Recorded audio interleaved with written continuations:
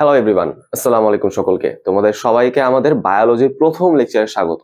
তো ভাইয়া, তোমরা কেমিস্ট্রি লেকচারের সময় অনেক বেশি রিকোয়েস্ট করেছিলা যে বায়োলজি লেকচার যাতে আমরা স্টার্ট করি।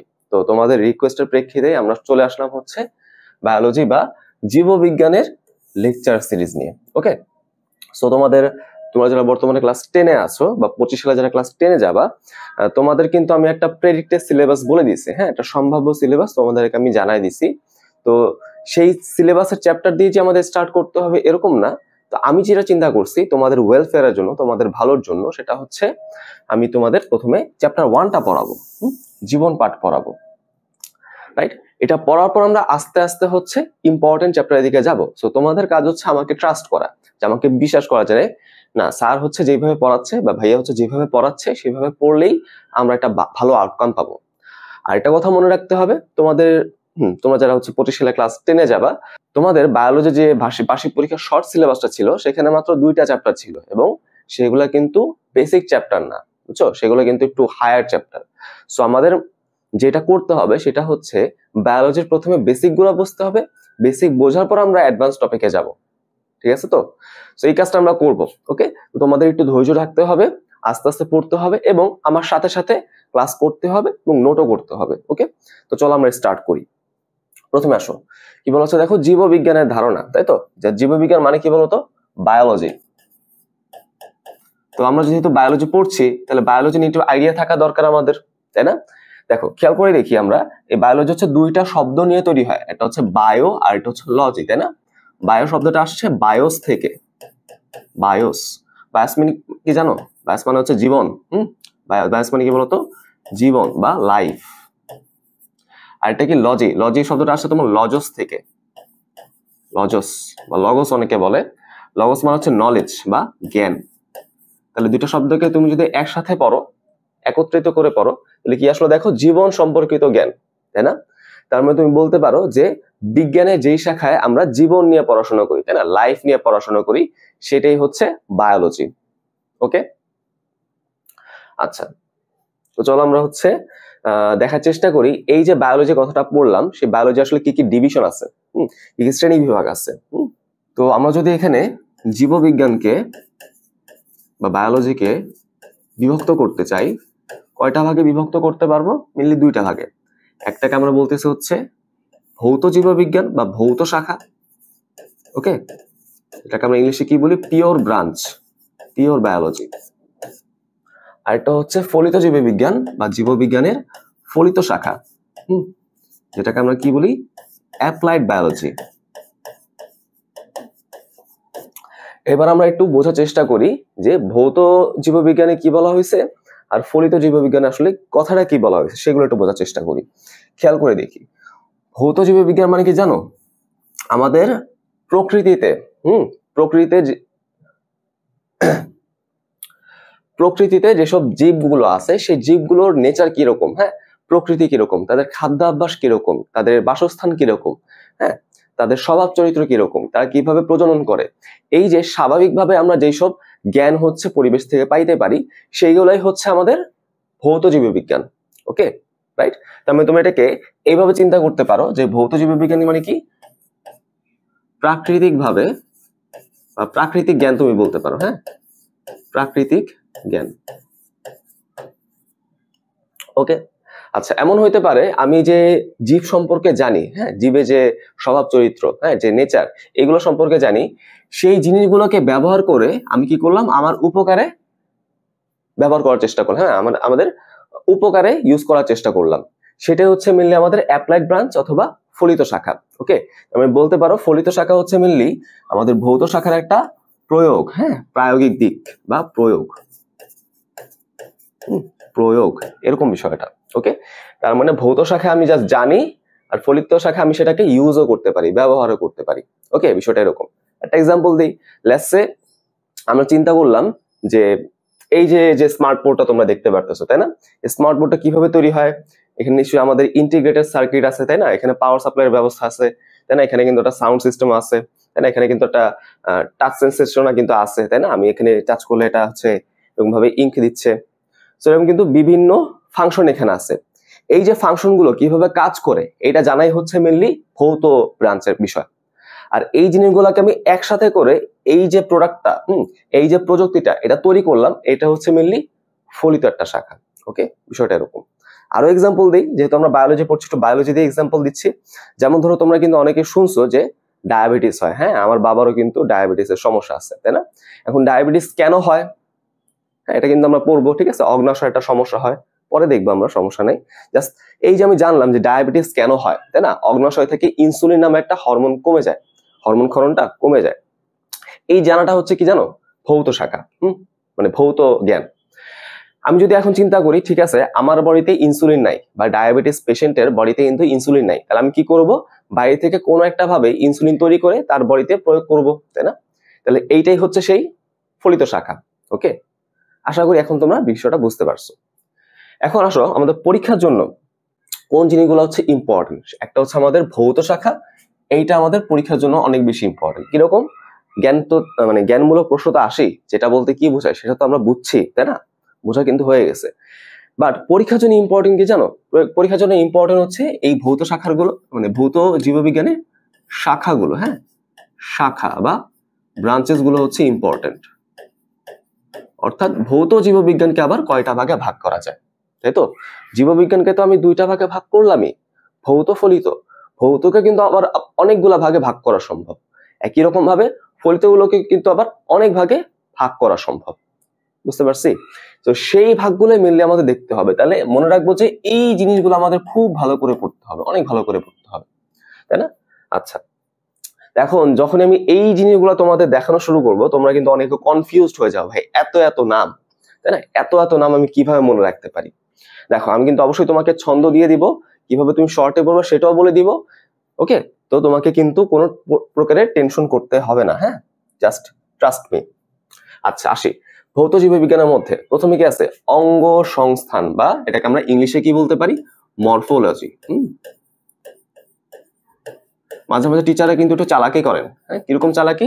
তারা হচ্ছে বাংলা শব্দ না দিয়ে ইংলিশ শব্দ দিয়ে দেন, হ্যাঁ ইংলিশে বলবে যে মরফোলজি কি, জ্ঞানমূলকের প্রশ্ন, 1 মার্কের প্রশ্ন। হ্যাঁ তোমাদের তো সৃজনশীল প্যাটার্নের প্রশ্ন হবে, রাইট? সামনে তোমরা পাবা, সমস্যা নেই, আস্তে আস্তে আমরা ইউজ টু হয়ে যাবো, কোনো সমস্যা নেই। তো তোমাকে একটু মাথায় রাখতে হবে, বায়োলজিতে আসার পর আমাদের বাংলা শব্দগুলোকে যেরকম ভাবে শিখতে হবে, ইংলিশ শব্দগুলোকে কিন্তু একই রকম ভাবে শিখতে হবে। গেল? আচ্ছা, তাহলে আমরা কি বুঝলাম? অঙ্গ সংস্থান মানে হচ্ছে মরফোলজি। এখন মরফোলজি বলতে আবার কি বোঝায় সেটা আমাদের একটু জানা দরকার, দেখি সেটা আমরা বুঝি কিনা। মরফোলজি বা অঙ্গ সংস্থান বলতে কি বোঝায়? দেখো নামের মধ্যে আছে অঙ্গের যে অবস্থান, হ্যাঁ অঙ্গের যে সংগঠন, তাই তো? আমাদের বডিতে বিভিন্ন অঙ্গ, এই যে হাত পা, তারপর ধরো আমাদের অভ্যন্তরীণ যেসব অঙ্গ আছে, তাই না? আমাদের রেচন তন্ত্র আছে, তারপর হচ্ছে আমাদের সংবহন তন্ত্র আছে। এই জিনিসগুলো হচ্ছে আমাদের বডির মধ্যে কিভাবে সিচুয়েটেড, কিভাবে অবস্থান করছে, সেটাই হচ্ছে অঙ্গ সংস্থান। ওকে, তার মানে তুমি বলতে পারো যে, একদম সিম্পলি বলি, এটা হচ্ছে মেইনলি অঙ্গের গঠন ও অবস্থান, এরকম ভাবে তুমি চিন্তা করতে পারো। হ্যাঁ আচ্ছা, আরেকটা কথা আমি বলি যে আমরা তো বই তো পড়বোই, তাই না? হ্যাঁ বই তো আমরা পড়বো, বই থেকে আমরা জ্ঞানও নিব, বাট মনে রাখতে হবে সব জ্ঞান কিন্তু আমাদের মুখস্থ ভিত্তিক জ্ঞান হবে না, কিছু কিছু জ্ঞান কিন্তু আমাদের আন্ডারস্ট্যান্ডিং থেকে কিন্তু আসতে হবে, বুঝছো? বুঝতে হবে, তাই না? তোমরা যেটা করো বা অনেকেই যেটা করে সেটা হচ্ছে বইয়ের লাইন টু লাইন পড়ে, হ্যাঁ মানে লাইন টু লাইন মুখস্থ করা শুরু করে, ওয়ার্ড টু ওয়ার্ড মুখস্থ করা শুরু করে, যার ফলে কি হয়, ওই জিনিসটা পড়ার, ওই সাবজেক্টটা পড়ার ইন্টারেস্ট চলে যায়। তোমাকে যখন দেখতেই হচ্ছে যে লাইনের পর লাইন তোমাকে মুখস্থ করতে হচ্ছে, তোমার কি ওই জিনিসটা পড়তে ভালো লাগবে? ভালো কিন্তু লাগবে না, তাই না? বিষয়টা এরকম। আমরা চেষ্টা করবা বায়োলজিকে ইন্টারেস্টিং রাখার জন্য তোমাকে কিন্তু ওয়ার্ডগুলোর অর্থ বুঝতে হবে, তারপর তুমি মুখস্থ করবা, যাই করো না কেন সমস্যা নেই। তুমি ওয়ার্ডগুলোর অর্থ বুঝবা, অর্থ বোঝার পর তুমি প্রয়োগ করবা। ওকে, তারপর তাইলে আশা করি আর কোনো সমস্যা হবে না। এবার হচ্ছে আমাদের শ্রেণীবিন্যাস বিদ্যা, বা এটাকে আমরা কি বলি জানো? ট্যাক্সোনমি। ওকে, এখন শ্রেণীবিন্যাস বিদ্যা বলতে কি বোঝায়? নামের মধ্যে আছে প্রাণীগুলোকে যদি আমি কি করতে পারি, শ্রেণীভুক্ত করতে পারি, ঠিক আছে? সেই শ্রেণীভুক্ত করার প্রক্রিয়া হচ্ছে শ্রেণীবিন্যাস বিদ্যা, তাই না? তাহলে হচ্ছে বলো যে শ্রেণীভুক্ত করার প্রক্রিয়া। তো মেইনলি আমরা এই চ্যাপ্টারের সেকেন্ড পার্টে, হ্যাঁ বা পরবর্তী এই আমাদের আজকে লেকচারের অংশ আছে, তো আমাদের লেকচারের শেষ অংশে কিন্তু আমরা এই শ্রেণীভুক্তকরণ প্রক্রিয়াটাই পড়বো। আস্তে আস্তে আমরা পড়বো, কোনো সমস্যা নেই। পরে আসা হচ্ছে শারীরবিদ্যা, এটাকে ইংলিশ আমরা কি বলি, ফিজিওলজি।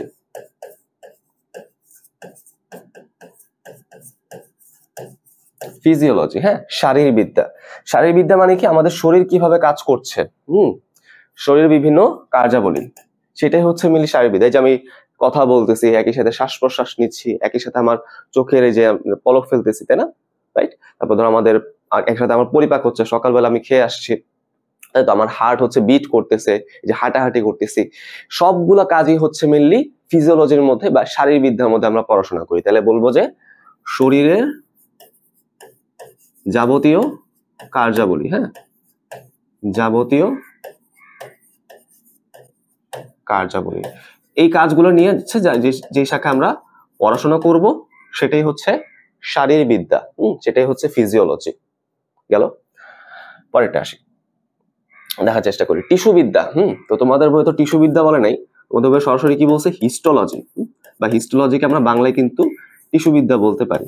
এবার হচ্ছে হিস্টোলজি বলতে কি বোঝায়, দেখো বাংলা নামের মধ্যে আছে, যেখানে আমি টিস্যু বিষয়ক আলোচনা করব, তাই তো, যেখানে আমি টিস্যু নিয়ে আলোচনা করব, টিস্যু নিয়ে বা টিস্যু বিষয়ক আলোচনা, সেটাই হচ্ছে হিস্টোলজি বা টিস্যুবিদ্যা। এবং বলতে পারো ভাই টিস্যু বলতে আবার কি বোঝায়, এই যে যেটা আমি বললাম যে তোমাদের ক্লাস 9-এ যে ক্ষতিটা তোমাদেরকে করা হয়েছে সেটা হচ্ছে বেসিক জিনিসটা দেওয়া হয় নাই, তাই না।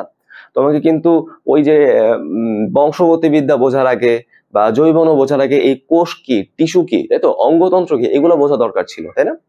তো সমস্যা নাই, জাস্ট আপাতত একটু মনে রাখো যে আমাদের বডি হচ্ছে বিভিন্ন রকমের কোষ দিয়ে তৈরি, এবং কোষগুলো মিলে মিলে টিস্যু তৈরি করে, একটু জানলেই আপাতত এনাফ। আমরা সামনে কিন্তু চ্যাপ্টার 2-তে একদম বিস্তারিত আলোচনা করব, টিস্যু কয় রকমের হয়, কোনটা কিরকম দেখতে হয়, সবকিছু করব।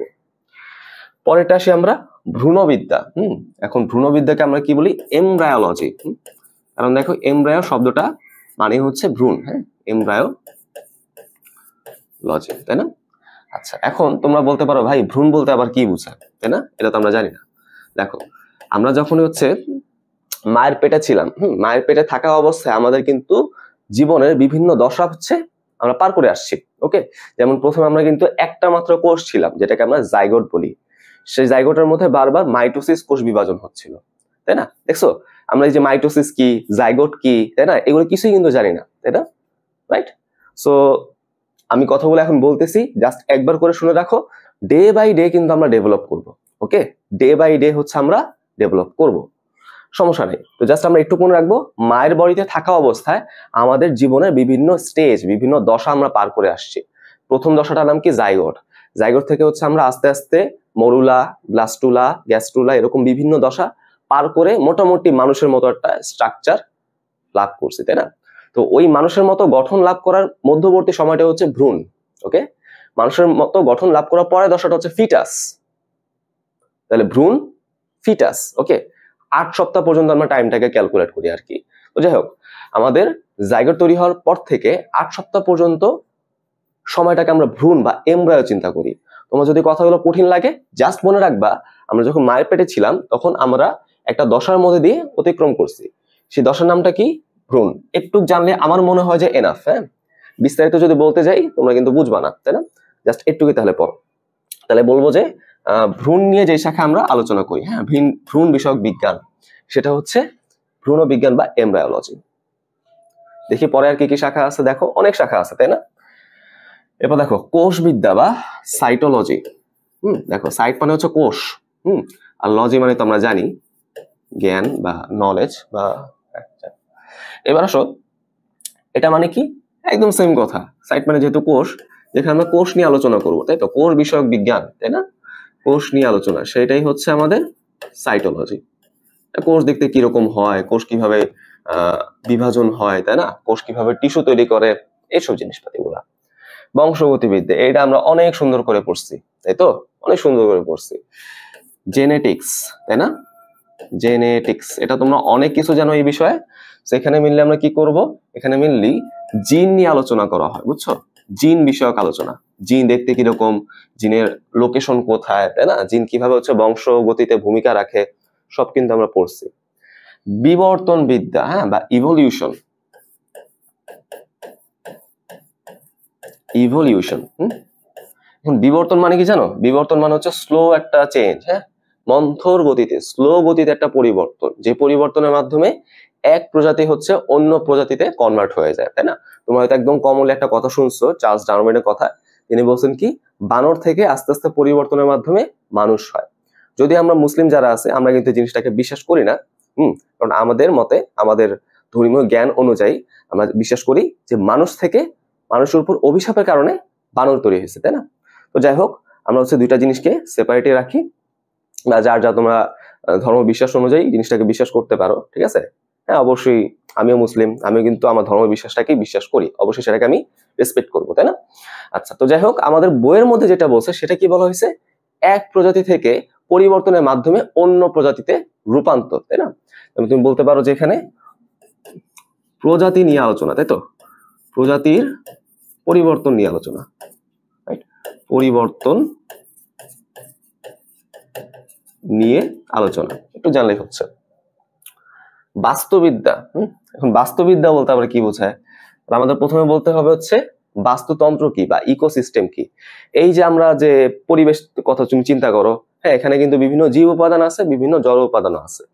এই জীব উপাদানগুলো যেভাবে হচ্ছে জড় উপাদানের উপর নির্ভরশীল বা অন্যান্য জীব উপাদানের উপর নির্ভরশীল, সেই পুরো সম্পর্কটাকে আমরা একসাথে কি বলি? বাস্তুবিদ্যা বলি, হ্যাঁ, বা বাস্তুতন্ত্র বলি। বাস্তুতন্ত্র নিয়ে যেখানে আলোচনা করা হয় সেটাই হচ্ছে বাস্তুবিদ্যা বা ইকোলজি। ইকোলজি,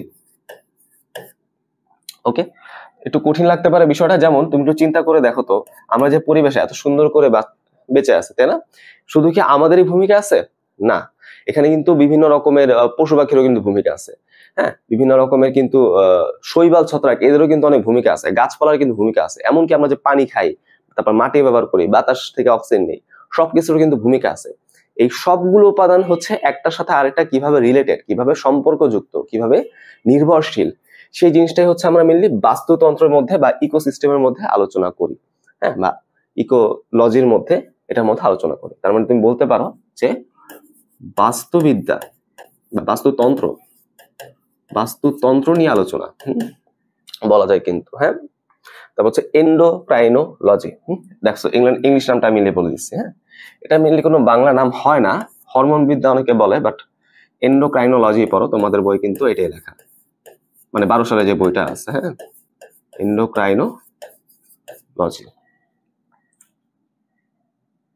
আচ্ছা, অনেকে হচ্ছে 12 সালের বইটা পাচ্ছ না, তো তোমাদের জন্য বলি যে ফিজিক্সের বইটা শুধুমাত্র 12 এবং 18 সালে একটু পার্থক্য, একটু না, অনেকটা পার্থক্য, বাট কেমিস্ট্রি বলো, বায়োলজি বলো, ম্যাথ বলো, এগুলো কিন্তু 12 আর 18 মধ্যে অত বেশি পার্থক্য নাই।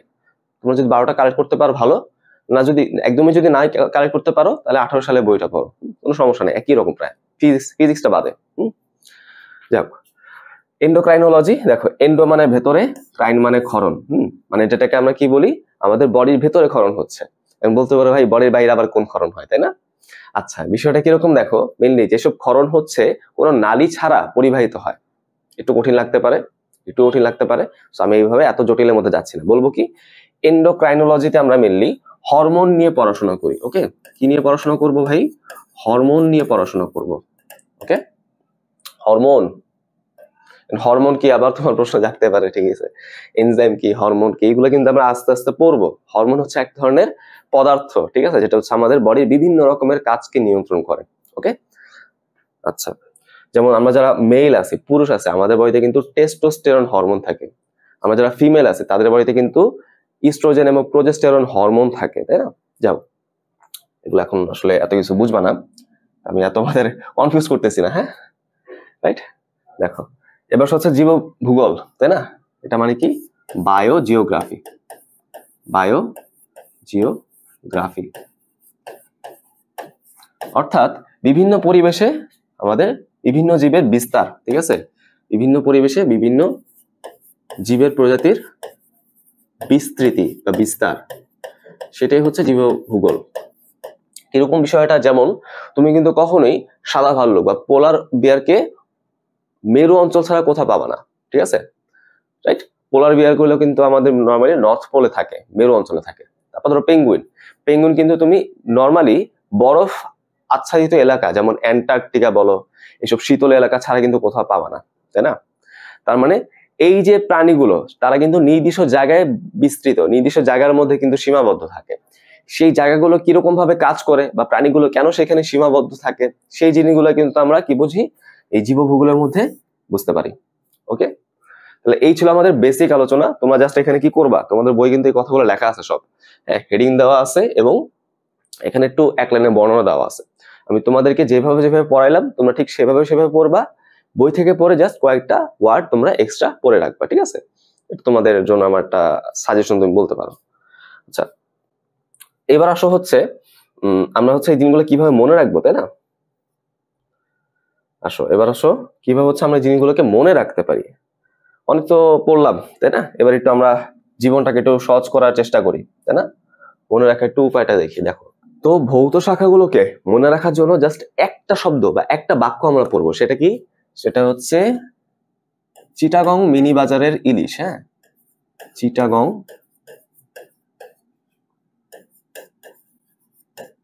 মিনি বাজারের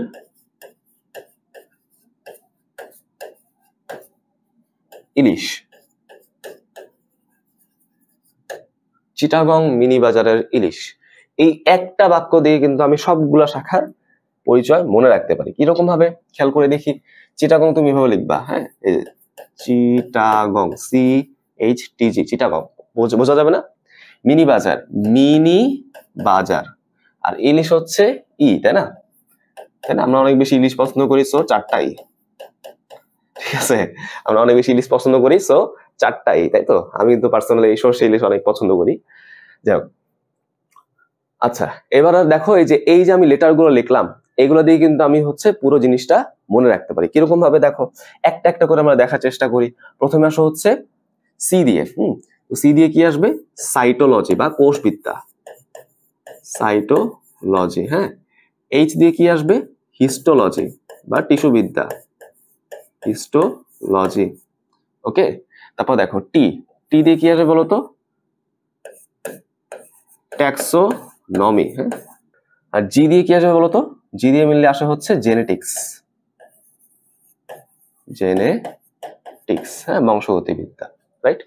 আচ্ছা, এম দিয়ে কি আসবে?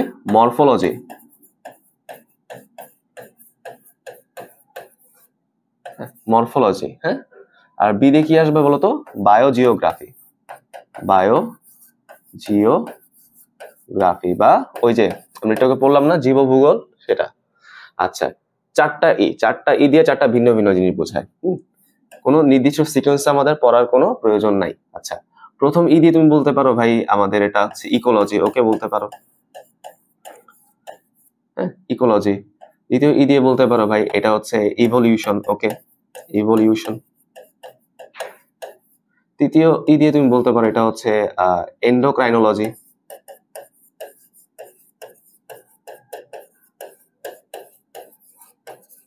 ওকে, এরকম। তাহলে দেখো, ইকোলজি, ইভলিউশন, এন্ডোক্রাইনোলজি। আর চতুর্থ ই দিয়ে তুমি এটাকে এভাবে মনে রাখতে পারো, এটাই মনে হয় প্রথমে পড়ছিলাম, সেটা হচ্ছে এমব্রায়োলজি। হ্যাঁ, কোনো নির্দিষ্ট সিকোয়েন্সে পড়ার কোনো প্রয়োজন নাই, এমব্রায়োলজি। ওকে, ভ্রূণবিদ্যা। তাহলে দেখো, এই মাত্র একটা জিনিস দিয়ে, একটা মাত্র ছন্দ দিয়ে আমরা কিন্তু অনেকগুলা জিনিস একসাথে পড়ে ফেলছি, তাই না? আমি যেটা খেয়াল করলাম যে অনেক জায়গায়, অনেক চ্যানেলে বা অনেক জায়গায়, অনেক কন্টেন্ট আমি দেখলাম যে এখানে অনেক বড় বড় ছন্দ দিয়ে দেয়, ঠিক আছে, বিশাল বড় ছন্দ দিয়ে দেয়। এবং বিষয় হচ্ছে যে ঠিক আছে, ওই ছন্দগুলো দিয়ে তুমি এই শব্দগুলোকে আরেকটু বেটার ভাবে মনে রাখতে পারো, তাই না? লেটার দিয়ে মনে রাখা কিন্তু কষ্টকর, বাট আমার কাছে, আমি পার্সোনালি যেটা মনে করি যে ছন্দ মুখস্থ করার চাইতে এই নামগুলোতে মুখস্থ করার দিকে বেশি ফোকাস দেওয়া উচিত, তাই না? তুমি হচ্ছে বড় ছন্দ পড়লা, কোষ নিয়ে আলোচনা করে এরকম, হ্যাঁ, টিস্যু পড়লাম, এরকম আসলে বড় বড় ছন্দ তো তোমার জন্য কিন্তু ক্ষতি হয়, তাই না? ছন্দ ভুলে গেলে কিন্তু বিপদ, তাই না? রাইট? আমি যেটা চিন্তা করি যে না, আমি হচ্ছে এই শব্দগুলোকে একটু ভালোভাবে পড়বো। এখানে যে শব্দগুলো দেওয়া আছে, এই শব্দগুলোকে আমরা একটু ভালোভাবে পড়বো, দেন হচ্ছে আমরা তার প্রথম অক্ষরগুলো মনে রাখবো, দেন আমরা ছোট ছোট করে ছন্দ বানাবো। ওকে, ছোট ছন্দই কিন্তু আমাদের বেশি দিন মনে থাকবে, ঠিক আছে? এখন আমি তোমাদের যেটা দিয়ে দিছি, তোমরা চাইলে সেটাই পড়তে পারো, অথবা তোমরা চাইলে নিজেদের মতো করে ছন্দ বানাইতে পারো, তোমাদের ইচ্ছা। গেল। তো আমরা যদি ভৌতটা মনে রাখি তাহলে কিন্তু পরীক্ষার জন্য ইম্পর্টেন্ট। কেন ভাই? কারণ হচ্ছে পরীক্ষা এরকম ভাবে প্রশ্ন আসে যে নিচের কোনটি ভৌত জীববিজ্ঞানের শাখা, নিচের কোনটি ফলিত জীববিজ্ঞানের শাখা, এরকম। হ্যাঁ, সো ভৌত মনে রাখলে কিন্তু বাকিগুলো ফলিত হবে, এভাবে কিন্তু পড়া যায়। তো এরকম মেনলি প্রশ্ন আসে। নর্মালি এটা কিন্তু গ বা ঘ, মানে 3 মার্ক বা 4 মার্ক, বড় প্রশ্ন কিন্তু আসে না যে ভৌত জীববিজ্ঞানের শাখাগুলো লেখো, ফলিত জীববিজ্ঞানের শাখাগুলো লেখো। নো, এগুলো মেনলি এমসিকিউতে দেয়। সো আমরা কিন্তু সেটাকে সেভাবে মনে রাখবো। দুইটার মধ্যে যে কোনো একটা শাখার একদম আদ্যপান্ত সবকিছু পড়বো, যেটা আমরা ভৌততে পড়ে ফেলছি, আর বাকি যেটা আছে সেটার মধ্যে জাস্ট বেসিক কথাগুলো পড়বো, তাই না? আচ্ছা, তো চলে আসা হচ্ছে আমাদের ভৌত জীববিজ্ঞানের শাখা। ভৌত জীববিজ্ঞানের মধ্যে আমি কি কি পাচ্ছি, অবশ্যই কোনটা দিয়ে কি বোঝায়, কোনটার ইংলিশ নাম কি, সেটা তো আমি তোমাদের বলবি, তাই না? একটা একটা করে চলো আমরা চলে আসি। প্রথমে হচ্ছে আমাদের জীবাশ্ম বিজ্ঞান। এটাকে আমরা কি বলি? প্যালায়েন্টোলজি। প্যালায়েন্টোলজি। এখন এটা দিয়ে কি বোঝায় দেখো, জীবাশ্ম মানে কি জানো? জীবাশ্ম মানে হচ্ছে কোনো জীবের মৃতদেহের অংশবিশেষ। ওকে, যেমন ধরো তোমরা হয়তো শুনছো যে আজিমপুরে যখন নতুন কবর খোঁড়া হয়, তখন পুরাতন কবর থেকে যে ডেড বডিটা ছিল তার হাড্ডি গুড্ডি শুধুমাত্র অবশিষ্ট থাকে। তুমি চিন্তা করতে পারো যে যদি আমরা এরকম চিন্তা করি যে এই হাড্ডি গুড্ডি গুলো কি একটা মৃতের দেহাবশেষ না, তাই না? মৃতের দেহের অংশবিশেষ। তো এইটাই হচ্ছে জীবাশ্ম। যদি আমরা এরকম 10-20 বছর চিন্তা করি না, আমরা কিন্তু হাজার হাজার বছর চিন্তা করি, তাই না? যেমন ধরো ডাইনোসরের বডির দেহাবশেষ, তাই তো? ওই যে আমাদের প্রথম দিকে যে জীবগুলা ছিল, বড় বড় হাতি, বড় বড় মাছ, তাদের দেহের অংশবিশেষ হচ্ছে আমরা জীবাশ্ম বলি, তাই না? এরকম বিষয়টা, বা ফসিল বলি, তাই না? তো সেই জীবাশ্ম নিয়ে যেখানে আমি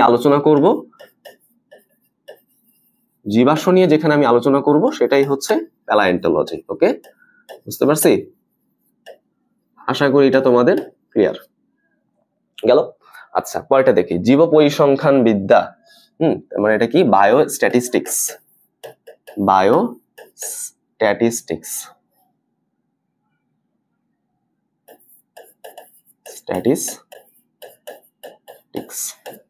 ওকে, আচ্ছা, এখন খেয়াল করে দেখো এখানে মিলি কি বলা হয়েছে, শব্দটা একটু খেয়াল করে দেখি। জীবের যে পরিসংখ্যান, জীবের যে গণনা, তাই তো? জীবের যে গণনা সেটাই হচ্ছে জীব পরিসংখ্যান। হ্যাঁ, তাহলে জীবের গণনা নিয়ে আলোচনা, ঠিক আছে? যেমন ধরো আমাদের সুন্দরবনে কতগুলো রয়্যাল বেঙ্গল টাইগার আছে, তাই না? এটা হচ্ছে জীব পরিসংখ্যানের মধ্যে অন্তর্ভুক্ত আর কি। পরেরটা দেখি, পরজীবী বিদ্যা, বা পরজীবী মানে হচ্ছে প্যারাসাইট, সো এটা হবে হচ্ছে প্যারাসাইটোলজি।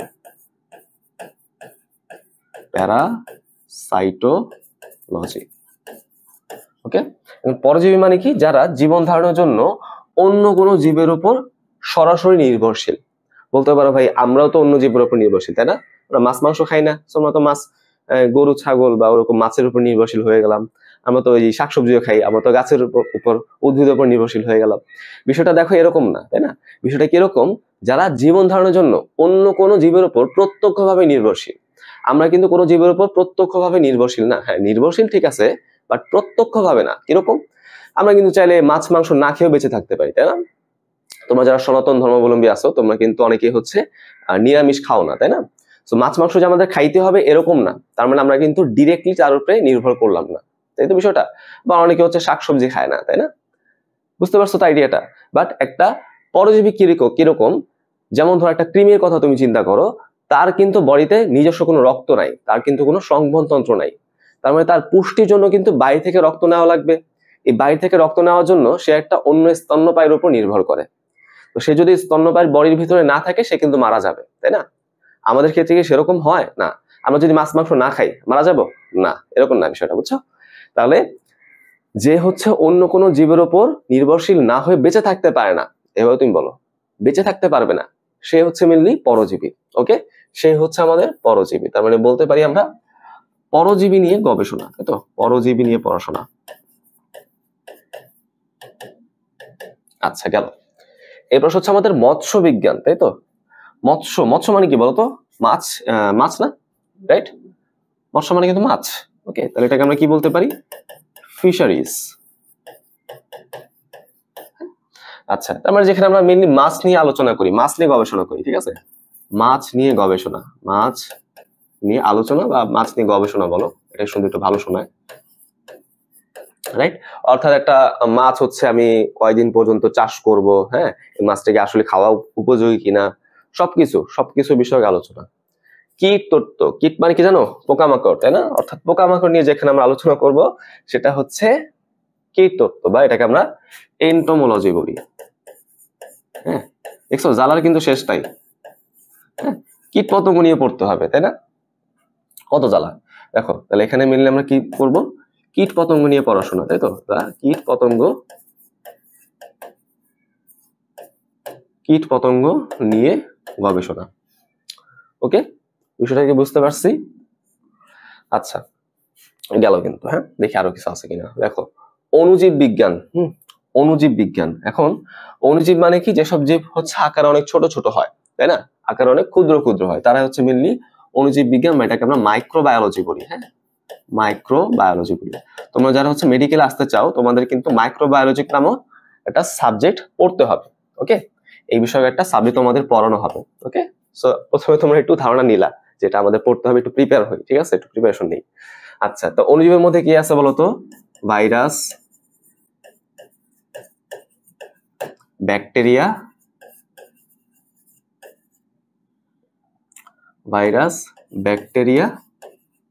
আর হচ্ছে প্রোটোজোয়া। প্রোটোজোয়া। আমি যেসব জায়গায় হচ্ছে এই ভাইরাস, ব্যাকটেরিয়া, প্রোটোজোয়া নিয়ে আলোচনা করব, তারাই হচ্ছে অণুজীব বিজ্ঞান। সেটাই হচ্ছে মেনলি অণুজীব বিজ্ঞান।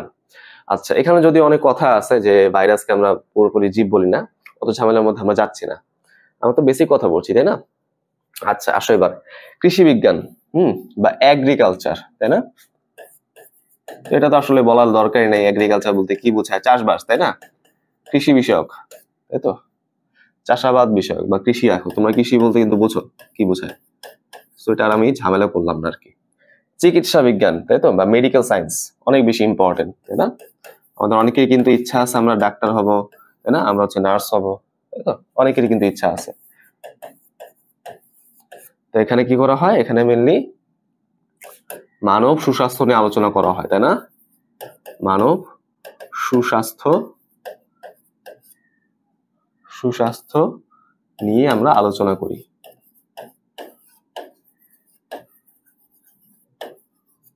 সেটাই হচ্ছে আমাদের চিকিৎসা বিজ্ঞান। জিন প্রযুক্তি। জিন প্রযুক্তি মানে কি? Genetic engineering. এখানে তোমরা অনেকেই কনফিউজড হয়ে যাও, বলতে পারো ভাই জেনেটিক মনে তো আগে পড়ে ফেলছি। ওটা ছিল জেনেটিক্স, বংশগতিবিদ্যা, আর এটা হচ্ছে জেনেটিক ইঞ্জিনিয়ারিং। দুইটা কিন্তু আলাদা। ওকে, দুইটা কিন্তু আলাদা, অবশ্যই ভালো করে মনে রাখবা। এই জিনিসগুলো কিন্তু পরীক্ষার জন্য অনেক বেশি ইম্পর্টেন্ট। এখানে মেনলি জিন এর প্রয়োগ, তাই তো? জিনের প্রয়োগ নিয়ে আমরা মেনলি আলোচনা করি। জিনটাকে আমরা কিভাবে হচ্ছে ইউজ করতে পারবো, তাই না? যেমন ওই যে বললাম না, ইনসুলিন তৈরি করা হয়, সেটা কিন্তু রিকম্বিনেন্ট ডিএনএ টেকনোলজির মাধ্যমে তৈরি করা হয়। রিকম্বিনেন্ট ডিএনএ টেকনোলজি, এত কিছু এখন আমরা বুঝবো না, তো জাস্ট তোমরা একটু মনে রাখবা এই প্রয়োগটা কিন্তু অনেক বেশি গুরুত্বপূর্ণ। বর্তমানে অনেক ওষুধ কিন্তু এই প্রয়োগের মাধ্যমে তৈরি হয়েছে, যেটা কিন্তু আগে ছিল না। আচ্ছা, প্রাণ রসায়ন, এটা কিন্তু তোমরা মেডিকেলে অল্প করে পড়বা। সেটা কি? বায়োকেমিস্ট্রি। অল্প করে পড়বা, কারণ বায়োকেমিস্ট্রি অনেক ভাস্ট একটা জিনিস। আমাদের শুধুমাত্র মেডিকেল সেকশনটা পড়ানো হয়, মেডিকেল বায়োকেমিস্ট্রি। এখানে মিলে কি করা হয়? এখানে মিলে বিভিন্ন জৈব অণু নিয়ে আলোচনা করা হয়, বুঝছো? জৈব অণু নিয়ে আলোচনা করা হয়। যেমন ধরো লিপিড, আমাদের রক্তের মধ্যে কি পরিমাণ লিপিড থাকা ভালো, হ্যাঁ, কি পরিমাণ থাকাটা খারাপ, কিভাবে কন্ট্রোল করতে হবে, রাইট? এইসব জিনিসপাতিগুলো। আচ্ছা, এবার হচ্ছে আমাদের পরিবেশ বিজ্ঞান বা environmental science. Environmental science. Okay, অর্থাৎ আমরা যেখানে পরিবেশ নিয়ে পড়াশোনা করি, তাই না? জীবের পরিবেশ নিয়ে আমরা পড়াশোনা করি। বলতে পারি এটা হচ্ছে বাস্তুবিদ্যার একটা প্রয়োগ। হ্যাঁ, বলা যায় কিন্তু বাস্তুবিদ্যার একটা প্রয়োগ, তুমি বলতে পারো। হ্যাঁ, আচ্ছা, তাহলে একটু বলে আমাদের কিন্তু কাজ হয়ে যাচ্ছে। ওকে, বুঝতে পারলাম কি বিষয়টা? আচ্ছা, আরো কিন্তু আছে। এরপরে ব্রাঞ্চেস গুলো দেখি। দেখো, সামুদ্রিক জীববিজ্ঞান, এটাকে আমরা বলতে পারি হচ্ছে ওশিয়ানোগ্রাফি। ওশিয়ান মানে কিন্তু সমুদ্র, তাই না? ওশিয়ানোগ্রাফি অর্থাৎ যেখানে মেইনলি আমরা সমুদ্র নিয়ে আলোচনা করি, তাই তো? সাগর সমুদ্র এসব নিয়ে আলোচনা করি, সমুদ্র নিয়ে আলোচনা, সমুদ্র আর ওই যে নিয়ে আলোচনা, বারবার লিখতেছি না, টাইম ওয়েস্ট হয় আর কি। সো যেখানে মিললে আমরা সমুদ্রের মধ্যে কি কি জীব পাওয়া যায়, সমুদ্রের মধ্যে লবণ কি পরিমাণ আছে, তাই না, সমুদ্রের মধ্যে তুমি জাহাজ ভাসাইতে পারবা কিনা, এই সব কিছু নিয়ে আলোচনা হচ্ছে আমাদের সমুদ্র জীববিজ্ঞান। ওকে, আচ্ছা এবার হচ্ছে বনবিজ্ঞান বা ফরেস্ট্রি, ফরেস্ট্রি বনবিজ্ঞান। আচ্ছা যেখানে আমরা নিলে আমরা বন জঙ্গল নিয়ে আলোচনা করবো, তাই না, বন নিয়ে আলোচনা করবো, তাই তো, বন নিয়ে আলোচনা, তাই তো, বিভিন্ন রকমের বন কিন্তু হয়, যেমন চিরসবুজ বনাঞ্চল হয়, পত্রঝরা বনাঞ্চল হয়, রেইন ফরেস্ট তোমরা কিন্তু জানো, হ্যাঁ, এইসব। যাই হোক অত কিছু আমাদের দেখার বিষয় না, জাস্ট আমরা বেসিক কথাগুলো শিখবো কোনটা কি। তারপর দেখো জীব প্রযুক্তি, জীব প্রযুক্তি মানে কি জানো, বায়োটেকনোলজি, বায়োটেকনোলজি। বলতে পারো ভাই এটা মনে একটু আগে পড়ছি, তাই না, না একটু আগে কিন্তু পড়ি নাই, আমরা একটু আগে পড়ছি হচ্ছে জিন প্রযুক্তি, যেটা হচ্ছে আমরা জিন নিয়ে আলোচনা করি, আর এটা হচ্ছে জীব প্রযুক্তি, হ্যাঁ, এটা জিন এটা জীব। ওকে, এটা তোমাকে একটু মাথায় রাখতে হবে। আচ্ছা, তো জীব প্রযুক্তিতে মেনলি কি বলা হয়, সেখানে মেনলি বিভিন্ন প্রযুক্তি আমরা উদ্ভাবন করি, যার ফলে আমরা কি করতে পারি, আমাদের জীবনটাকে আমাদের জীবনটাকে কমফোর্টেবল করতে পারি, হ্যাঁ, স্বাচ্ছন্দ্যময় করতে পারি, তাই না। তুমি বলতে পারো যে বিভিন্ন জীবের ব্যবহারের প্রযুক্তিগত দিক, প্রযুক্তিগত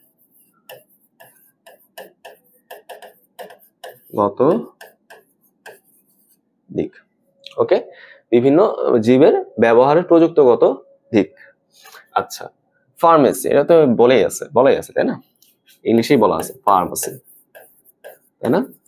ফার্মেসি কি আসলে জানো, ফার্মেসি মানে হচ্ছে ওষুধ নিয়ে আলোচনা, তাই তো, যেখানে আমরা ওষুধ নিয়ে ডিসকাস করব, ওষুধ নিয়ে আমরা আলোচনা করব আর কি। বন্য প্রাণীবিদ্যা, সেটা কি জানো, ওয়াইল্ড লাইফ, তাহলে মেনলি বিভিন্ন বনের পশুগুলো নিয়ে, বিভিন্ন বনাঞ্চলের পশুগুলো নিয়ে, বনাঞ্চল বা বন্য পশু পাখি নিয়ে, ঠিক আছে, বন্য পশু পাখি নিয়ে যে আলোচনা, তাই তো, সেটা রাইট। যেমন তোমার ঘরে তুমি যে বিড়ালটা পুষো, হ্যাঁ, সেটা কি তা বনের বিড়ালের সাথে মিলবে, তার আচরণ তো এরকম হবে না, তাই না। আচ্ছা বায়ো ইনফরমেটিক্স, দেখছো এটাও কিন্তু আমাদের ইংলিশে লেখা আছে, বায়ো ইনফরমেটিক্স, বায়ো ইনফরমেটিক্স। আচ্ছা এখন বায়ো ইনফরমেটিক্স বলতে কি বোঝায়, এটা মেনলি বোঝাচ্ছে আমাদের জীব সম্পর্কিত বিভিন্ন তথ্য, হ্যাঁ, জীব সম্পর্কিত তথ্য। বিষয়টা কিরকম, ধরো হচ্ছে আমাদের যে ইলিশ মাছ, সেই ইলিশ মাছ হচ্ছে কোথায় ডিম পারে, তাই না, এটা হচ্ছে একটা বায়ো ইনফরমেটিক্স এর মধ্যে আমরা আলোচনা করতে পারি, হ্যাঁ। তো এটা আমরা ফিশারিজ এর মধ্যে আলোচনা করি, সো মেনলি বলতে পারো তার একটা সাব ডিভিশন, এইভাবে তুমি চিন্তা করতে পারো, সমস্যা নেই। আমরা কিন্তু পড়ছিলাম যে ভৌতর মধ্যে কিন্তু পড়ছিলাম বায়োজিওগ্রাফি, তাই না, আর এখানে আসলো কি বায়ো ইনফরমেটিক্স। মনে রাখবো বায়ো দিয়ে যতগুলো শব্দ আছে তার মধ্যে শুধুমাত্র একটা হচ্ছে ভৌতর মধ্যে, বাকিগুলো কিন্তু ফলিতর মধ্যে। বায়োজিওগ্রাফি হচ্ছে ভৌতর মধ্যে, বাকি যা যা আমি বললাম বায়োস্ট্যাটিস্টিক্স, বায়ো ইনফরমেটিক্স যা যা আছে, হ্যাঁ, বায়োটেকনোলজি, এটা সবাই কিন্তু ফলিতর মধ্যে পড়বে। ওকে, তাহলে আমার মনে হয় যে এইভাবে তুমি যদি মেইন শব্দগুলো শিখে রাখো তাহলে কিন্তু এনাফ। গেল। আচ্ছা তো চলো আমরা একটু আগাই, ঠিক আছে।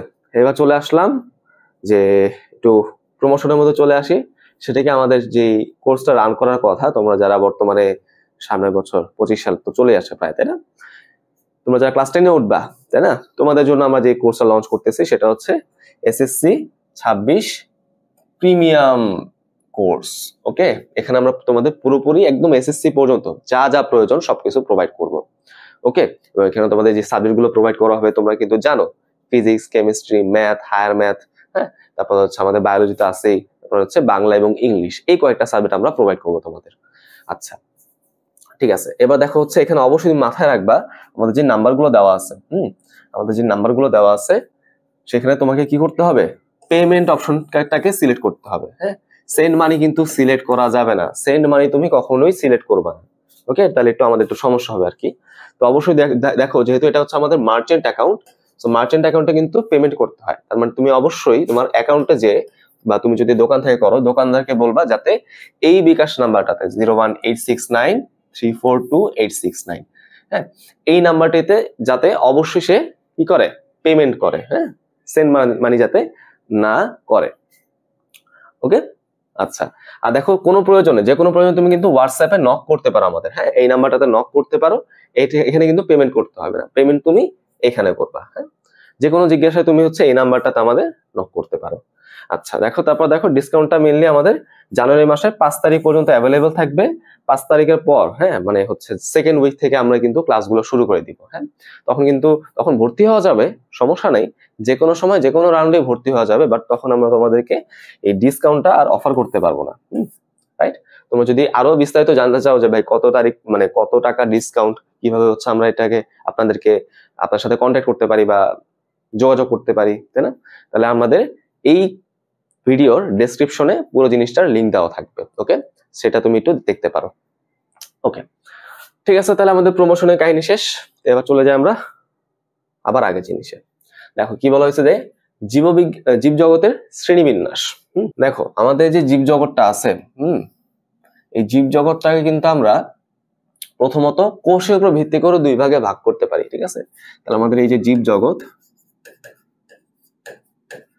এই জীব জগৎকে আমরা কোষ কিরকম হয়, হ্যাঁ, জীবের মধ্যে কোষগুলো কিরকম, তার উপর ভিত্তি করে আমরা দুই ভাগে ভাগ করতে পারি।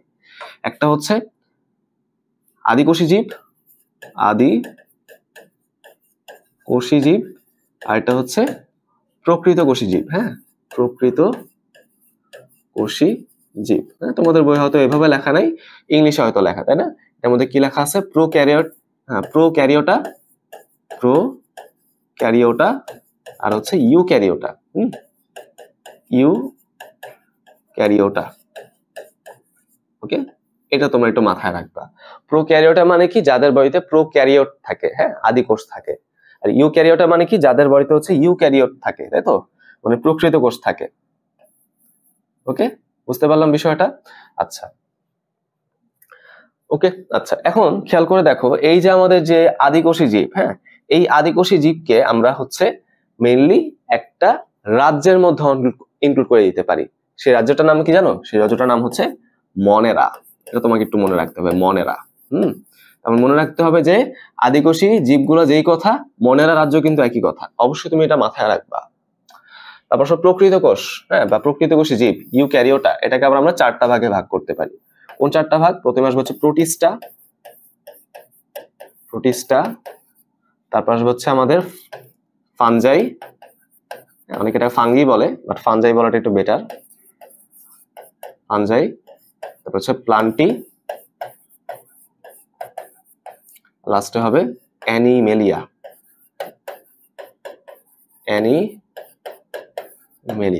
ওকে, বুঝতে পারলাম। আচ্ছা, তাহলে খেয়াল করে দেখো, আমি কিন্তু মোটা দাগে বলতে পারি জীব জগৎকে আমরা কিন্তু এই 5টা ভাগে ভাগ করতে পারি, তাই না। তো এই কথাটা মিলিয়ে আমাদের বলে গেছিলেন হচ্ছে বিজ্ঞানী R.H. হুইটেকার, ঠিক আছে, R.H. হুইটেকার। তিনি হচ্ছে মেনলি এটা বলে গেছে, যেটা জীব জগৎকে আমি হচ্ছে এই 5টা মোটা দাগে ভাগ করতে পারি। আরেকজন সায়েন্টিস্ট আসলেন, যার নাম হচ্ছে বিজ্ঞানী মার্গুলিস, হ্যাঁ, বিজ্ঞানী মার্গুলিস কি বললেন যে না, ঠিক আছে, 5টা ভাগে ভাগ করা যায়, বাট আমি এই 5টা ভাগকে আবার মোটা দাগে 2টা ভাগে ভাগ করতে পারি। প্রথম ভাগটাকে আমি আদিকোষ বলতে পারি, আর পরে 4টা ভাগকে আমরা প্রকৃত কোষই বলতে পারি। তাহলে এই হচ্ছে আমাদের পুরো জিনিসটা। তো দুইজনের মোট কথা কিন্তু এইটা, তাই তো। এদেরকে আমরা কি বলি? এই জিনিসগুলোকে আমরা মেনলি বলি হচ্ছে রাজ্য। ওকে, এদেরকে আমরা মেনলি বলি হচ্ছে বিভিন্ন কিংডম।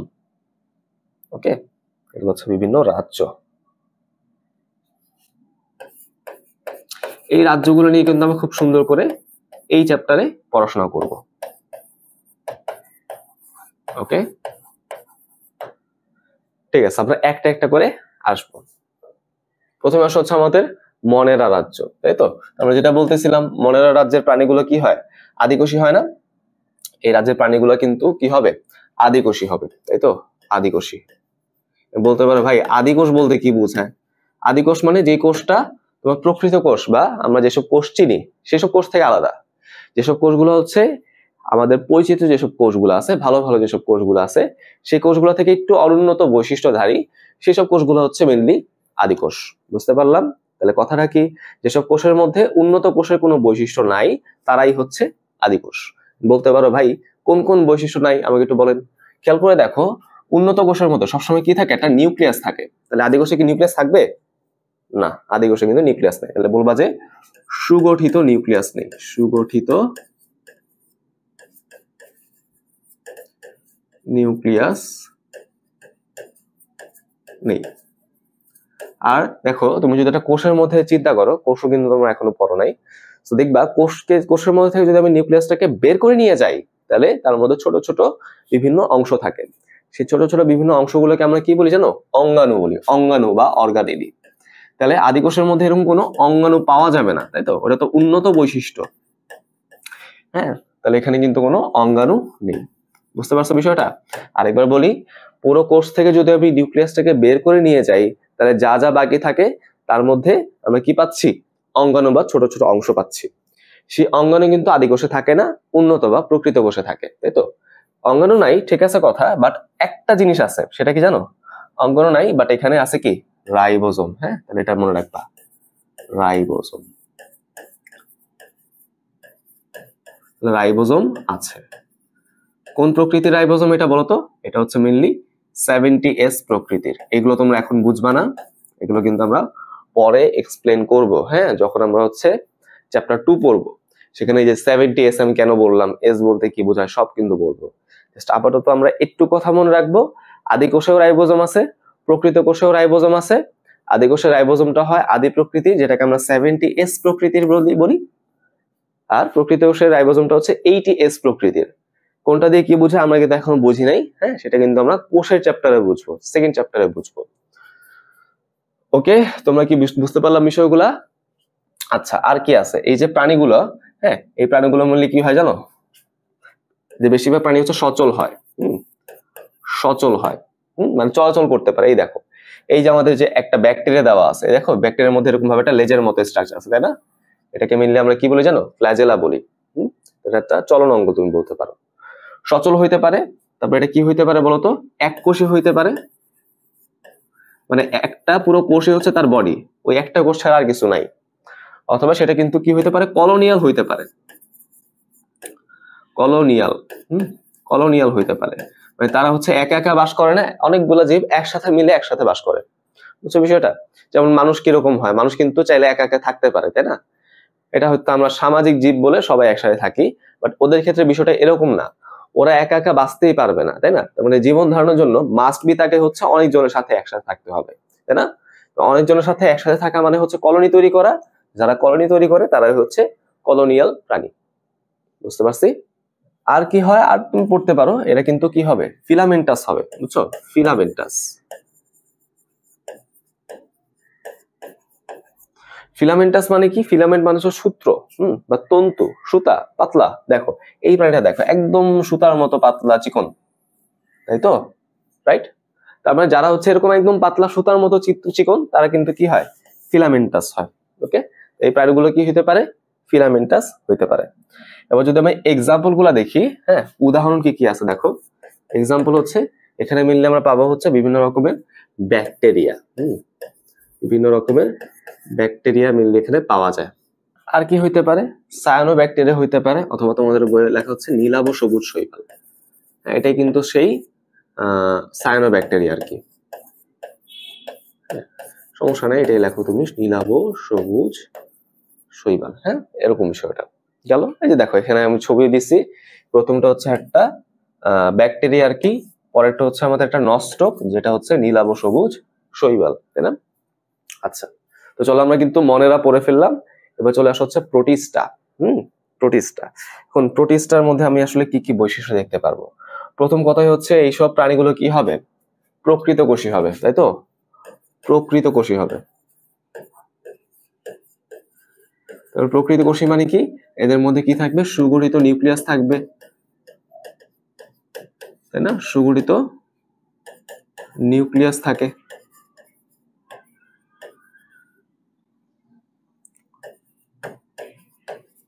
আর কি থাকবে বলতো? আর এখানে তুমি হচ্ছে বিভিন্ন রকমের অঙ্গাণু পাবা। বিভিন্ন অঙ্গাণু পাওয়া যায়। অবশ্যই রাইবোজোমও কিন্তু এখানে থাকবে, ঠিক আছে। তো সেটার আমরা উল্লেখ করতেছি না, রাইবোজোম পাওয়া যায় সেটার কি উল্লেখ করবো, তাই না। তারপর আসলে এটা কি হতে পারে, এরা কিন্তু এককোষী হইতে পারে। বিভিন্ন প্রজাতি এককোষী হয়, আবার বিভিন্ন প্রজাতি কিন্তু বহুকোষী হইতে পারে, মানে অনেকগুলা কোষ মিলে তাদের বডি তৈরি হয়, তাই না, এরকম কিন্তু হইতে পারে। আচ্ছা, তারপর হচ্ছে তারা কিন্তু এককভাবেও জীবন ধারণ করতে পারে, তাই না। তারা কিন্তু কলোনি আকারেও জীবন ধারণ করতে পারে, কলোনিয়ালও কিন্তু হইতে পারে, তাই না। তো এইগুলো হচ্ছে আমাদের ইম্পর্টেন্ট বৈশিষ্ট্যগুলো, এখান থেকে আর তেমন কোনো বৈশিষ্ট্য দরকার নেই। আরেকটা বৈশিষ্ট্য তুমি পড়তে পারো, এই যে প্রোটিস্টা রাজ্যটা আছে, এই যে প্রোটিস্টার কথা আমি বলতেছি, এই প্রোটিস্টাকে আমরা দুইটা ভাগে ভাগ করতে পারি।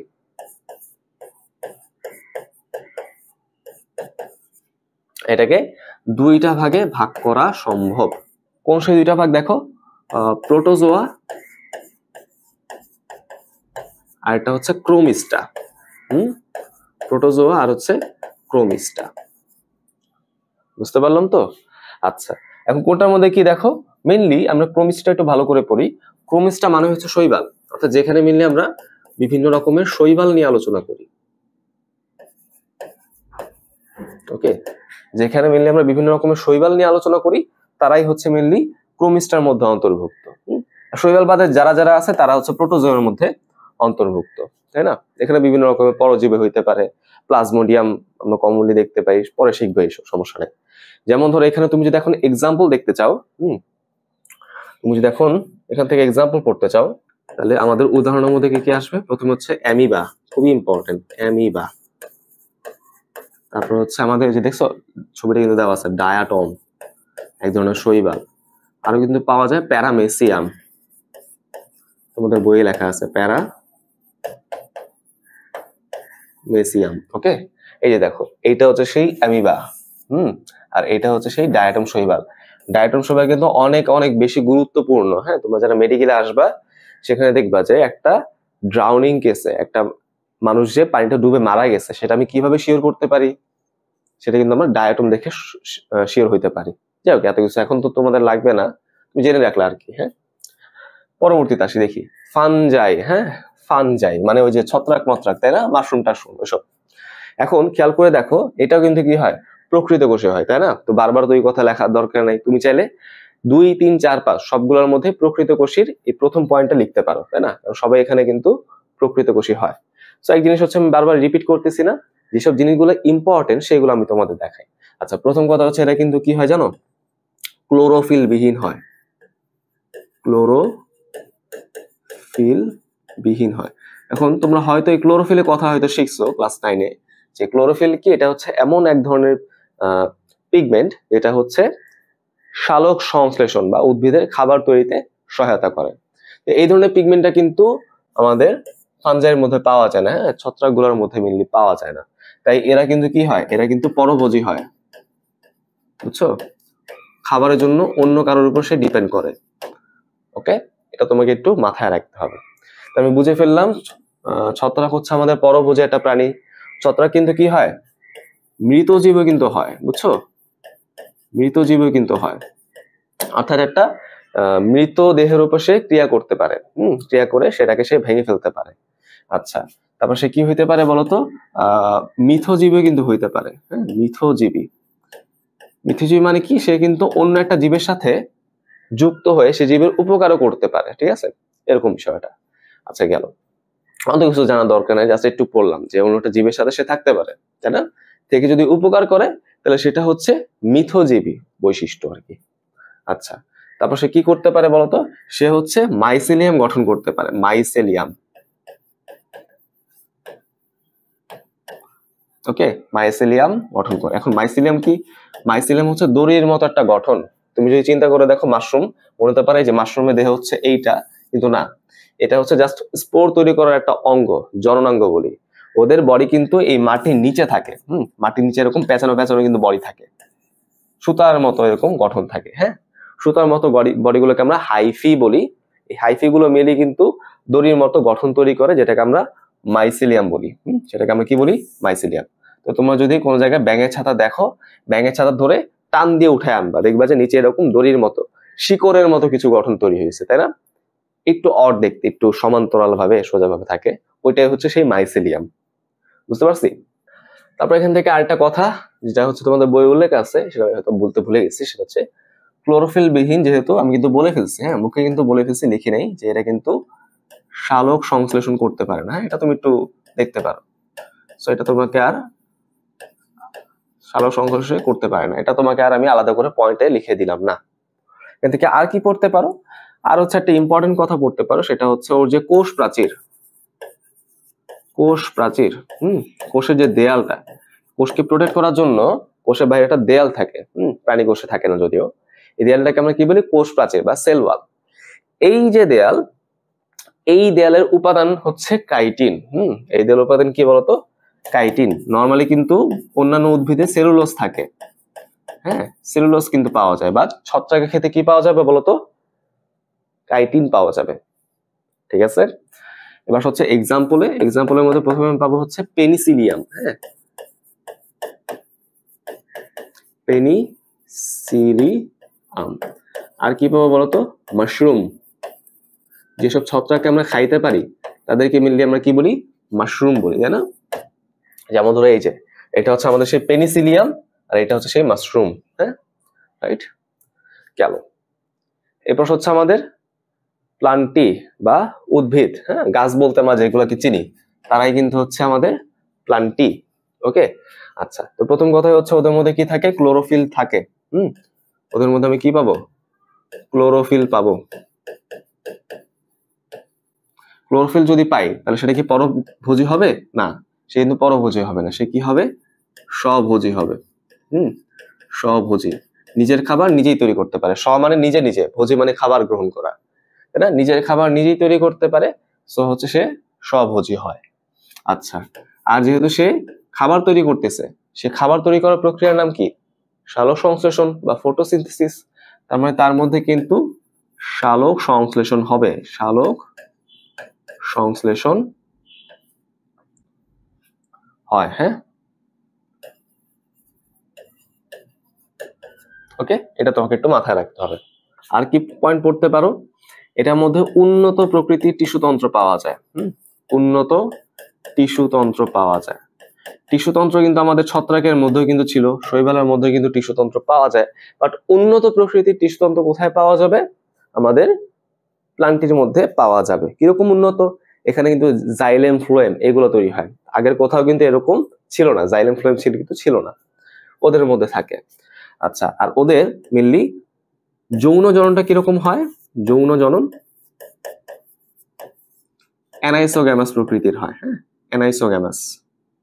এখন এই অ্যানাইসোগ্যামাস বলতে আবার কি বোঝায়, আচ্ছা আগে আমরা একটু বেসিকটা নিয়ে আলোচনা করি, হ্যাঁ একটু বেসিকটা নিয়ে আলোচনা করি। খেয়াল করে দেখো, যৌন মানে কি জানো, যেখানে গ্যামেট তৈরি হয়, শুক্রাণু ডিম্বাণু তৈরি হয়, রাইট? অর্থাৎ যারা হচ্ছে শুক্রাণু ডিম্বাণুর মাধ্যমে জনন করে তারা হচ্ছে যৌন জনন, সেই জননটাকে আমরা যৌন জনন বলি। যারা হচ্ছে বিভিন্ন স্পোর বা রেণুর মাধ্যমে করে সেটা হচ্ছে অযৌন জনন। উদ্ভিদে কিন্তু আমাদের সাধারণত যৌন জননটাই হয়, অযৌন জনন কিন্তু শৈবাল, ছত্রাক বা আগের এগুলা যেগুলো আমরা পড়ছি ফানজাই মানজাই ওগুলোর মধ্যে হয়। ঠিক আছে, তার মানে এখানে কিন্তু মেইনলি আমরা দেখতে পাই কি, যৌন জনন। কোন প্রকৃতির হবে বলতো, অ্যানাইসোগ্যামাস। হ্যাঁ, এখন গ্যামাস মানে তো গ্যামেট বোঝায়, তাই না? তাই তো, আমাদের জনন কোষগুলোকে বোঝায়। আইসো মানে সমান সমান, তাই তো, রাইট? শুক্রাণু যেই সাইজের, ডিম্বাণু একই সাইজের। আর অ্যানাইসো মানে কি, অসমান, শুক্রাণুটা ছোট হবে, ডিম্বাণুটা বড় হবে। ঠিক আছে, এটা কিন্তু একটা উন্নত জনন প্রক্রিয়া। ঠিক আছে, তাহলে তুমি বলতে পারো যে উন্নত জনন প্রক্রিয়া আমি কোথায় পাবো, এটা কিন্তু আমরা পাই হচ্ছে প্লান্টের মধ্যে। তাহলে এটা হচ্ছে আমি তোমাদের উল্লেখ করে দিলাম, এই প্রক্রিয়াটা হচ্ছে একটা উন্নত জনন প্রক্রিয়া, সমান সমান না হইলে হচ্ছে উন্নত জনন প্রক্রিয়া হয়। ওকে, আচ্ছা, এখন যদি এক্সাম্পল বলতে চাই, আমাদের যত রকমের গাছপালা আমি দেখতে পাই সবই হচ্ছে আমাদের প্লান্টের মধ্যে আছে। হ্যাঁ, তো আমি ধরো হচ্ছে এক্সাম্পল না বলে, ধরো এখানে তোমাকে একটু অন্যভাবে পড়াচ্ছি। ধরো আমরা এখানে একটু প্লান্টি কিরকম কিরকম পাওয়া যায়, কি কি রকমের প্লান্টি পাওয়া যায় সেটা আমি তোমাদের দেখাই। তোমাদের বই অনুযায়ী প্লান্টি পাওয়া যায় হচ্ছে 4 রকমের। হ্যাঁ, ঠিক আছে, 4 রকমের আমরা কি পাবো, প্লান্টি দেখতে পারবো। আচ্ছা, তো প্রথমটাকে আমরা কি বলি, মশবর্গীয় উদ্ভিদ সেকেন্ড আসে হচ্ছে ফার্নবর্গীয় উদ্ভিদ, তারপর হচ্ছে আমাদের নগ্নবীজী উদ্ভিদ, আর লাস্টে হচ্ছে আবৃতবীজী উদ্ভিদ। ওকে, তাহলে মসবর্গীয়, ফার্নবর্গীয়, নগ্নবীজী, আবৃতবীজী। কোনটার কি প্রয়োগ হয়তো তোমরা কমনলি দেখো নাই। আচ্ছা, আমি একটু তাহলে শর্টে বলে দিই। দেখো, মস এটা হচ্ছে মেনলি ঝোপঝাড়ের মধ্যে পাওয়া যায়, খুব একটা কমনলি প্রকৃতিতে পাওয়া যায় না। ফার্ন কোনগুলা? ঢেঁকি শাক। তোমরা কি ঢেঁকি শাক খাইছো? তোমরা যারা হচ্ছে মেনলি একটু শহর থেকে বাইরে থাকো, তারা হয়তো ঢেঁকি শাকটা দেখছো। শহরের পোলাপান তো আমরা দেখি নাই, আমি নিজেও দেখি নাই কোনোদিন। হ্যাঁ, নগ্নবীজী উদ্ভিদ এটাও কিন্তু আমরা খুব একটা কমনলি দেখি নাই। তোমরা যদি কেউ ঢাকা বিশ্ববিদ্যালয়ে আসো, কার্জন হলে কিন্তু একটা ছোট গাছ আছে নারকেল গাছের মতো, হ্যাঁ, সেই গাছটা হচ্ছে সাইকাস। সেই সাইকাস গাছটা হচ্ছে নগ্নবীজী উদ্ভিদ। আর বাকি যত রকমের গাছ দেখছি আমরা, আম, জাম, কাঁঠাল, লিচু, কলা, সব হচ্ছে আমাদের আবৃতবীজী উদ্ভিদ। এই আবৃতবীজী উদ্ভিদকে আবার দুই ভাগে ভাগ করা যায়, সেগুলো কিন্তু আমরা আজকে পড়বো না আর কি। গেল। আচ্ছা, এরপর হচ্ছে আমাদের লাস্ট স্লাইড, সেটা হচ্ছে লাস্ট পড়ার টপিক, সেটা হচ্ছে অ্যানিমেলিয়া, তাই না? অ্যানিমেল বলতে আমরা যাদেরকে চিনি তারা হচ্ছে অ্যানিমেলিয়া। বুঝতে পারছি? আচ্ছা, এখন আমরা এদের বৈশিষ্ট্য দেখার চেষ্টা করি। তো প্রথম কথা হচ্ছে ওদের বডিতে কিন্তু কোনো প্লাস্টিক থাকে না, হ্যাঁ, প্লাস্টিক থাকে না, কোনো ক্লোরোফিল থাকে না, তাই না? তার মানে ওরা কিন্তু কি হয়? পরভোজী হয়, স্বভোজী কিন্তু হইতে পারে না, তাই না? অন্যকে খাওয়ার মাধ্যমে সে হচ্ছে বেঁচে থাকে। আচ্ছা, তাদের বইতে কি পাওয়া যাবে? জটিল টিস্যু তন্ত্র পাওয়া যাবে। জটিল টিস্যু তন্ত্র, গঠন যত জটিল তত বেশি উন্নত হয়, রাইট? আচ্ছা, আর কি পাওয়া যায়? তাদের কোষে কিন্তু কোনো কোষ প্রাচীর পাওয়া যায় না, হ্যাঁ, কোষ প্রাচীর নাই, কোষ প্রাচীর নেই। আচ্ছা, মোটামুটি এই কয়েকটা বৈশিষ্ট্য ইম্পর্টেন্ট। আরো কিছু জিনিসপাতি লেখা তোমাদের বইয়ের মধ্যে, তুমি যদি এখানে আরো কিন্তু ইনক্লুড করতে পারো, আগের মতো করে বলতে পারো প্লাস্টিক মানে ক্লোরোফিল নেই, হ্যাঁ, সালোক সংশ্লেষণ করতে পারে না, তারপরে যে প্রকৃত কোষ এগুলো বলতে পারো, সমস্যা নেই। বাট এই পয়েন্ট গুলো হচ্ছে তোমাদের বই থেকে আমি যেগুলো দেখলাম ইম্পর্টেন্ট পয়েন্ট, হ্যাঁ, গুরুত্বপূর্ণ পয়েন্ট। আচ্ছা, যদি আমি এখানে এক্সাম্পল জানতে চাই, যত রকমের আমরা প্রাণীকে চিনি, তাই তো, যেমন হচ্ছে মেরুদণ্ডী এবং অমেরুদণ্ডী প্রাণী, মেরুদণ্ডী ও অমেরুদণ্ডী প্রাণী।